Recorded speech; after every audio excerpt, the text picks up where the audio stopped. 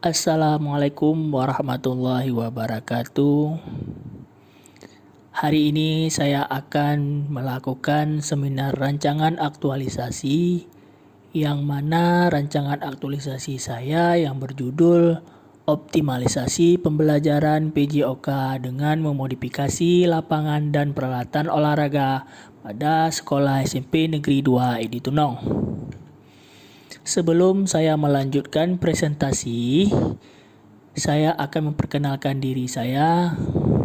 Nama saya Munar Ajemi SPD, NIP 1993-0229-2020-12108 dengan nomor daftar hadir 33, jabatan guru ahli pertama, Penjasorkes, Unit Kerja SMP Negeri 2 Edi Tunong, Instansi Pemerintahan Kabupaten Aceh Timur. Adapun profil sekolah saya luas tanah sekitar 11,919 meter dengan jumlah rombel 3 ruang, perpustakaan 1 ruang, alamat sekolah Jalan Asa Merah, Desa Paya Awe, Kecamatan Edi Tunong, Kabupaten Aceh Timur, Provinsi Aceh dengan kode pos 24454 yang berstatus akreditasi C. SMP Negeri 2 Edi Tunong dipimpin oleh Bapak Ambia SPD. Kita lanjut untuk struktur organisasi yang ada di SMP Negeri 2 Edi Tunong. Yang pertama ada kepala sekolah, yang kedua komite sekolah, yang ketiga pengawas sekolah. Di bawah kepala sekolah memiliki wakil kepala sekolah dan guru mapel, operator perpustakaan, tata usaha dan penjaga sekolah. Kita lanjut saja untuk mempersingkat waktu. Masuk ke dalam analisis penetapan isu. Di sini saya menggunakan 2 teknik dalam analisis penetapan isu. Yang pertama teknik APKL, yang kedua teknik USG. Dari APKL dan USG ini terjadilah prioritas isu. Yang pertama, analisis isu menggunakan metode APKL.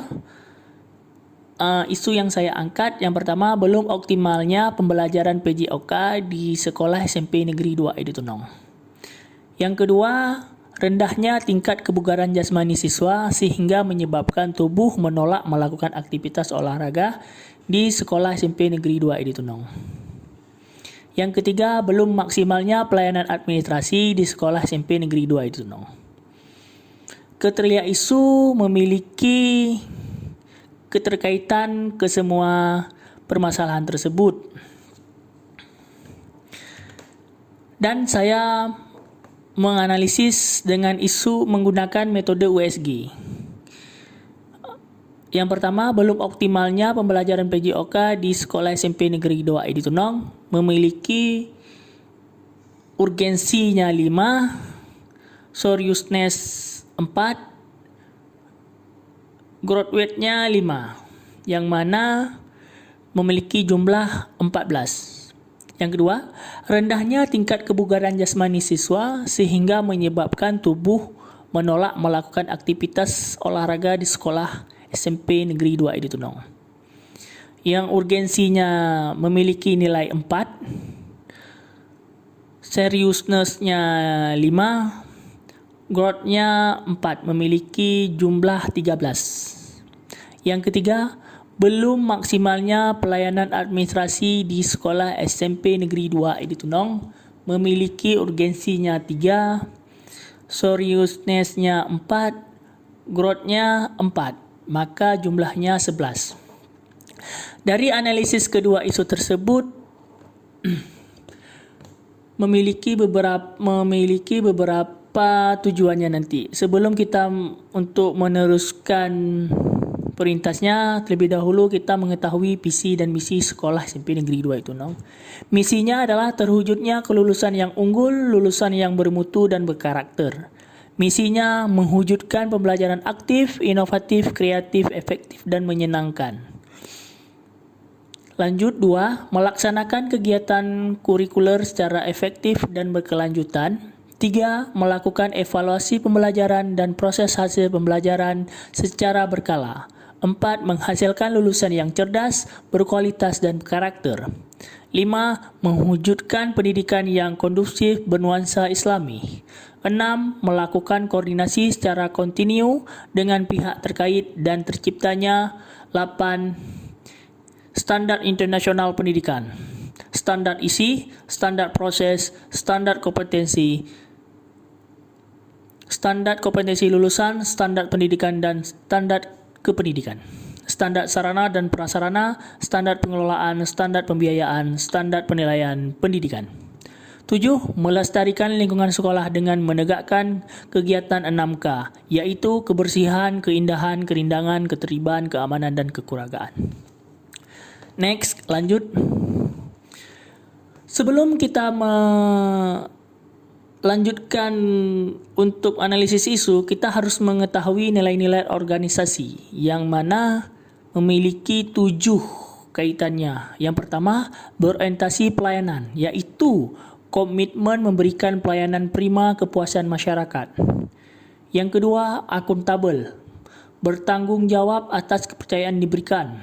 3, kompeten, yaitu terus belajar dan mengembangkan kapabilitas. 4, harmonis, saling peduli dan menghargai perbedaan. 5, loyal, berdedikasi dan mengutamakan kepentingan bangsa dan negara. 6, adaptif, yaitu terus berinovasi dan antusias dalam menggerakkan serta menghadapi perubahan.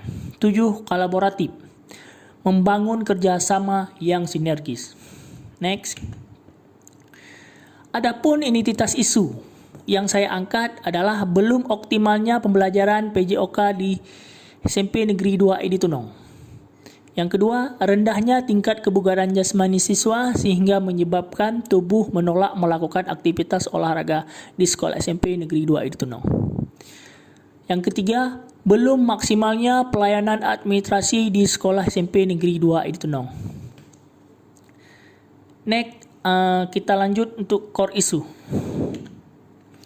Core isunya saya ambil adalah belum optimalnya pembelajaran PJOK di SMP Negeri 2 Edi Tunong yang menyebabkan kurangnya inovasi guru tentang metode pembelajaran, kurangnya inovasi guru dalam memodifikasi pembelajaran, media yang digunakan sangat terbatas, tidak kondusif, dan kurangnya dukungan sekolah. Next. Dampak dari isu yang tidak diselesaikan adalah siswa merasa jenuh dan tidak bersemangat dalam mengikuti proses belajar mengajar di lapangan. 2. Siswa menjadi tidak aktif dalam mengikuti pembelajaran karena alat yang digunakan sudah tidak layak pakai. 3. Suasana pembelajaran tidak optimal dikarenakan alat olahraga terbatas. 4. Tujuan pembelajaran yang dibuat menjadi sulit tercapai. 5. Hasil belajar siswa menjadi rendah. Next. Adapun diagram isu yang memiliki beberapa kategori. Yang pertama, guru. Kurangnya inovasi guru tentang metode pembelajaran. Masuk ke media, media yang digunakan sangat terbatas. Masuk ke metode, melihat dan menugaskan. Lingkungan tidak kondusif dan kurangnya dukungan sekolah.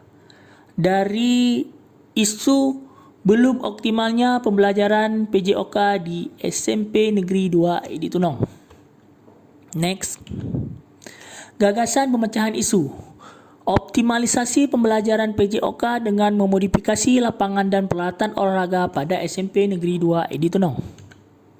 Rancangan kegiatan yang mana memiliki beberapa kegiatan dalam rancangan kegiatan aktualisasi ini. Yang pertama, penataan alat olahraga, memodifikasi lapangan olahraga, membuat dan menggunakan alat peraga dari barang bekas dan dalam pembelajaran. Menggunakan media pembelajaran melalui video, evaluasi dan umpan balik. Adapun dari rancangan kegiatan memiliki beberapa tahapan kegiatan. Yang pertama, pendataan alat olahraga. Tahapannya ialah melakukan konsultasi terkait alat olahraga dengan pimpinan dan mentor, membuat catatan inventaris alat-alat olahraga, memanfaatkan lemari yang tidak pakai untuk dijadikan penyimpanan alat-alat olahraga, memperbaiki alat-alat olahraga yang rusak, membuat poster penyimpanan alat-alat olahraga. Outputnya, foto cacatan buku inventaris, foto tempat penyimpanan alat-alat olahraga, foto poster penyimpanan alat-alat olahraga. Keterkaitan substansi mata pelatihan ialah akuntabel, kompeten, adaptif, kolaboratif. Kontribusi misi dan misi di sekolah ialah mewujudkan visi dan misi ke-1. Menguatkan nilai organisasi adalah akuntabel, kompeten, adaptif, dan kolaboratif. Next. Kegiatan yang kedua adalah memodifikasi lapangan olahraga, yang mana tahapannya ialah berkonsultasi dan berkomunikasi terkait memodifikasi lapangan olahraga dengan mentor, memodifikasi lapangan upacara menjadi lapangan sepak bola, memodifikasi lapangan upacara menjadi lapangan bulu tangkis, memodifikasi lapangan upacara menjadi lapangan bola basket, memodifikasi lapangan upacara menjadi lapangan softball, memodifikasi lapangan upacara menjadi lapangan atletik. Adapun outputnya, foto perbaikan lapangan upacara dan memodifikasi lapangan. Foto membuat ukuran lapangan. Keterkaitan substansi mata pelatihan adalah akuntabel, kompeten, dan harmonis. Kontribusi visi misi di sekolah terdapat di visi misi ke-1. Penguatan nilai organisasi, akuntabel, kompeten, dan harmonis. Next, lanjut yang ketiga. Kegiatan yang ketiga ialah membuat dan menggunakan alat peraga dari barang bekas dan dalam pembelajaran. Tahapannya ialah konsultasi dengan mentor, menyiapkan alat dan bahan yang digunakan dalam pembuatan alat peraga. Yang pertama, tongkat estafet dari pipa paralon bekas. Yang kedua, alat pemukul softball dari kayu bekas. Kegiatan yang ketiga adalah bersama-sama dengan siswa membuat alat peraga. Yang keempat, menggunakan alat peraga yang telah dibuat dalam proses pembelajaran. Outputnya foto alat dan bahan bekas, foto pembuatan alat peraga bersama siswa, foto menggunakan alat peraga dalam pembelajaran. Keterkaitan substansi mata pelatihan adalah kolaboratif, akuntabel, harmonis, adaptif. Kontribusi visi dan misi mewujudkan visi dan misi ke-6. Penguatan nilai organisasi, kolaboratif, akuntabel, harmonis, dan adaptif. Masuk dalam kegiatan keempat, ialah menggunakan media pembelajaran melalui video. Memiliki beberapa tahapan. Yang pertama, konsultasi dengan mentor. Yang kedua, menyusun rancangan pelaksanaan pembelajaran. Yang ketiga, mencari dan menentukan video yang berkaitan dengan materi pembelajaran. Yang keempat, menyampaikan pembelajaran melalui video dengan proyektor di ruang komputer. Mengikuti pelatihan mingguan seperti MGMP dan pelatihan lainnya. Outputnya video pembelajaran, video pelatihan, video sertifikat pelatihan.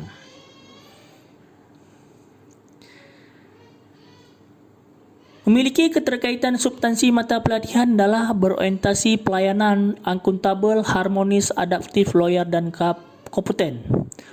Kontribusi visi dan misi adalah mewujudkan visi dan misi ketiga. Penguatan nilai organisasi berorientasi pelayanan, akuntabel, harmonis, adaptif, loyal, dan kompeten. Next, lanjut kegiatan yang kelima. Evaluasi dan umpan balik memiliki beberapa tahapan. Yang pertama, evaluasi kegiatan dengan mentor, membuat video testimoni terkait pembelajaran PJOK, sosialisasi pengisian angket pembelajaran kepada siswa. Pelaksanaan evaluasi proses pembelajaran dengan menggunakan angket, video testimoni, foto dan dokumen angket, foto kegiatan dan foto hasil angket. Keterkaitannya substansi mata pelatihan adalah akuntabel, kompeten, harmonis, adaptif, berorientasi pelayanan. Kontribusi visinya adalah mewujudkan visi dan misi keempat. Penguatan nilai organisasinya akuntabel, kompeten, harmonis, adaptif, berorientasi pelayanan. Next. Dalam semua kegiatan tersebut memiliki rancangan jadual kegiatan aktualisasi, yang mana di bulan Mei minggu kedua di tanggal 13 membuat cacatan inventaris alat-alat olahraga. Masuk ke tanggal 14 mendata alat-alat olahraga yang layak dan tidak layak dipakai. Masuk dalam minggu ketiga tanggal 17 memanfaatkan lemari yang tidak dipakai untuk dijadikan penyimpanan alat-alat olahraga. Minggu ketiga di tanggal 18 sampai tanggal 19 ialah kegiatannya memperbaiki alat-alat olahraga yang rusak. Minggu ketiga di tanggal 20 sampai tanggal 21 kegiatannya membuat poster penyimpanan alat-alat olahraga.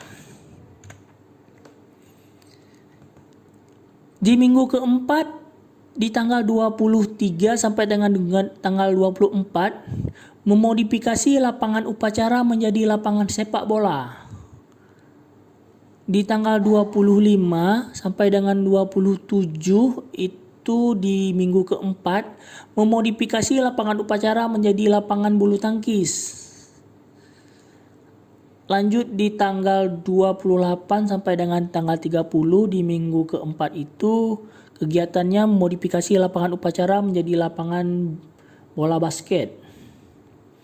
Tanggal 31 sampai tanggal 2 di bulan Juni pertemuan pertama kegiatannya modifikasi lapangan upacara menjadi lapangan softball. Di tanggal 3 dan di tanggal 4 minggu pertama di bulan Juni, kegiatannya modifikasi lapangan upacara menjadi lapangan atletik. Next. Rencana jadwal kegiatan aktualisasi. Di minggu kedua bulan Juni, di tanggal 6 dan 7, menyiapkan alat dan bahan yang digunakan dalam pembuatan alat peraga. 1. Tongkat estafet dari pipa paralon bekas, dan kedua alat pemukul softball dari kayu bekas. Di minggu kedua di bulan 6 tersebut di tanggal 8 kegiatannya bersama-sama dengan siswa membuat alat peraga. Di tanggal 9 minggu kedua menggunakan alat peraga yang telah dibuat dalam proses pembelajaran. Next. Kegiatan yang keempat di minggu kedua di tanggal 10 sampai dengan tanggal 11 menyusun rencana pelaksanaan pembelajaran masuk ke dalam minggu ketiga di tanggal 13 sampai tanggal 14 itu kegiatannya mencari dan menentukan video yang berkaitan dengan materi pembelajaran. Tanggal 15 minggu ketiga di bulan Juni tersebut kegiatannya ialah menyampaikan pembelajaran melalui video dengan proyektor di ruang komputer. Minggu keempat tanggal 21 bulan Juni kegiatannya ialah mengikuti pelatihan mingguan MGMP dan pelatihan lainnya. Minggu keempat di bulan Juni tanggal 16 evaluasi kegiatan dengan mentor. Minggu keempat lanjut di bulan 6 di tanggal 17, 18, 20 itu ialah kegiatannya membuat video testimoni terkait pembelajaran PJOK. Minggu keempat di bulan 6, masih bulan 6, di tanggal 22 sampai dengan 23 itu kegiatannya ialah sosialisasi pengisian angket pembelajaran kepada siswa. Di minggu keempat masih di bulan Juni tanggal 24 sampai dengan 27 pelaksanaan evaluasi proses belajar dengan menggunakan angket.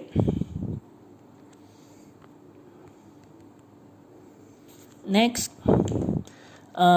Baik, terima kasih. Sekian presentasi dari saya. Wassalamualaikum warahmatullahi wabarakatuh.